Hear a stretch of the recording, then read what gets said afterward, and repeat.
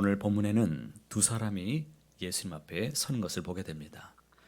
한 사람은 직접 묻고 또 한 사람은 말 대신에 행동으로 묻고 있습니다. 율법사는 입을 열어서 질문하고 마르다는 분주한 손으로 질문합니다. 그런데 이 두 질문의 뿌리는 놀랍게 같습니다. 율법사가 예수님 앞에 서서 그가 질문하죠. 25절에 내가 무엇을 하여야 영생을 얻으리이까? 예수님은 질문으로 그 질문을 다시 받으시고 물으시죠. 율법에 무엇이라고 기록되어 있느냐? 율법사는 정확하게 대답합니다. 하나님을 사랑하고 이웃을 사랑하라. 예수님은 그 대답을 칭찬하셨습니다. 내 대답이 옳도다. 이를 행하라. 그러면 살리라. 그런데 율법사는 멈추지 않고 또 질문하죠. 29절에 그 사람이 자기를 옳게 보이려고 예수께 여짜오되 그러면 내 이웃이 누구니까? 그는 정말로 이웃을 알기를 원했을까요? 성경은 이렇게 얘기하죠. 자기를 옳게 보이려고. 그의 질문은 순수한 신앙적인 갈망이 아니라 자기 의를 정당화하려는 시도였습니다. 다시 말하면 사랑해야 될 그 사람이 누구인가, 사랑하지 않아도 되는 사람은 누구인지 그 선을 긋고 싶었던 것입니다. 그는 의무를 다하고 싶었던 것이 아니라 의무를 관리하고 싶었습니다. 우리도 묻지요. 어디까지 해야 됩니까? 저 사람까지 사랑해야 됩니까? 저 상황까지 내가 책임을 져야 됩니까? 우리는 사랑을 넓히는 대신 사랑의 한계를 계산합니다. 시간이 허락하는 만큼만, 감정이 내가 허락되는 만큼만, 손해보지 않는 선까지만. 그래서 우리의 질문은 종종 이렇습니다. 어디까지 사랑해야 됩니까? 그러나 예수님은 그 질문에 직접 답하지 않으십니다. 대신 한 사람의 이야기를 들려주죠. 한 사람이 예루살렘에서 여리고로 내려가다가 강도를 만났습니다. 옷을 빼앗기고 두들겨 맞고 거의 죽은 채로 버려졌습니다. 그때 제사장이 내려왔죠.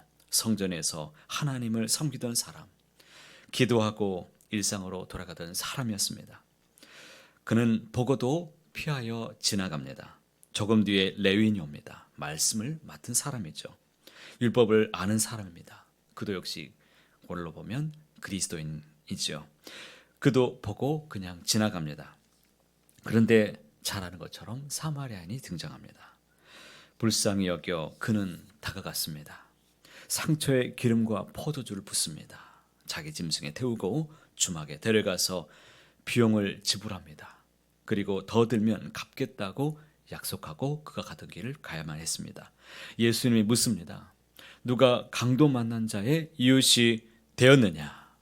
질문이 바뀌었습니다. 누가 내 이웃이냐? 이것을 묻는 것이 아니라 내가 누구의 이웃이 될 것인가를 묻습니다. 사랑의 기준은 그가 내 편인가가 아니라 그가 도움이 필요한가를 묻는 것입니다. 여기서 우리의 마음이 조금 불편해집니다. 왜냐하면 우리는 제사장과 레위인을 너무 쉽게 비판하지만 실은 그들 안에 우리의 모습이 있습니다. 우리는 악해서 지나가는 것이 아니라 바빠서 지나갑니다. 우리는 미워서 피하는 것이 아니라 부담될까 봐 피합니다. 우리는 사랑하지 않겠다고 선언하지 않습니다. 다만 미룹니다. 그 사이에 누군가는 길 위에 쓰러져 있습니다. 그런데 더 놀라운 사실이 있죠. 사실 우리는 사마리아인이 아니라 강도 만난 자였습니다. 죄로 쓰러져 있었고 상처 입어 있었고 스스로 일어날 힘이 없었습니다. 그때 누가 오셨습니까? 예수님이 오셨습니다. 다가오셨고 만져주셨고 값을 지불해 주셨습니다. 십자가는 하나님이 우리에게 이웃이 되어주신 사건입니다. 그러므로 이제 우리는 묻지 않습니다. 어디까지 사랑해야 됩니까? 대신 이렇게 고백합니다. 주님, 저도 누군가에게 이웃이 되게 해주십시오. 주님의 사랑을 흘러보낼 수 있도록 저에게도 은혜를 베풀어 주십시오. 그런데 여기서 또 하나의 질문이 생깁니다. 사마리아인처럼 주님 살고 싶습니다. 그런데 왜 이렇게 살기 어려울까요? 왜 우리는 금방 지치는 것일까요? 왜 사랑하다가도 마음이 메말라 버리는 것일까요? 왜 섬기다 억울함이 올라오는 것일까요? 오늘 본문 마지막 장면에 예수님이 답을 해주시지요. 예수님이 한 마을에 들어가셨습니다. 마르다라는 여인이 예수님을 영접했습니다. 마르다는 정성을 다하여 예수님을 섬기고자 원했습니다. 그런데 본문이 이렇게 말하죠. 마르다는 많은 일로 분주하여. 이 분주함은 죄가 아니죠. 하지만 분주함은 우리의 마음을 빼앗을 수 있습니다. 마르다는 결국 예수님께 불평합니다. 주여, 내 동생이 나 혼자 일하게 두는 것을 생각하지 않으십니까? 이제 섬김이 짐이 되어버렸습니다. 사랑이 억울함이 되었습니다. 왜 그렇습니까? 마르다는 예수님을 위해서 일하고 있었지만 예수님과 함께 있지는 않았기 때문입니다. 반면 마리아는 예수님의 발치에 앉아 그 말씀을 듣고 있었습니다. 아무것도 하지 않은 것처럼 보이지만 가장 중요한 것을 그녀가 하고 있었습니다. 예수님은 말씀하십니다. 마리아는 좋은 편을 택하였도다. 좋은 편은 아무것도 하지 않은 삶이 아니라 먼저 주의 말씀을 듣는 삶이었습니다. 우리가 사랑하지 못하는 이유는 의지가 약해서가 아닙니다. 주님과 떨어져 있기 때문이죠. 우리가 쉽게 지치는 이유는 일이 많아서가 아닙니다. 말씀을 듣는 시간이 부족해서입니다. 사랑하는 성도 여러분, 마리아, 이 사마리아인이 되기 전에 먼저 강도 만난 자였음을 기억하시길 바랍니다. 그리고 강도 만난 자를 살리기 전에 먼저 예수님의 발 앞에 앉으시기를 바랍니다. 여러분은 지금 어디에 앉아 계십니까? 보내심을 받았지만 혹시 지쳐 있지는 않습니까? 사랑은 해야 되는데 마음이 식어 있지는 않습니까? 섬기는데 억울함이 쌓이고 있지는 않습니까? 그렇다면 오늘 다시 주님의 발 앞에 앉으시기를 바랍니다. 주님은 일 잘하는 사람을 찾기 전에 함께 있는 사람을 찾으십니다. 사랑은 거창한 결단에서 시작되지 않습니다. 오늘 한번 멈추는 곳에서 시작될 것입니다. 잠시 앉는 곳에서 시작될 것입니다. 누군가의 이웃이 되기 전에 먼저 예수님의 발 앞에 앉으시기를 바랍니다. 멈출 수 있는 용기, 앉을 용기, 그리고 다시 일어날 은혜가 오늘 우리 모두에게 함께 있기를 소망합니다. 믿음으로 반응하시는 귀한 날 되시기를 간절히 소망합니다.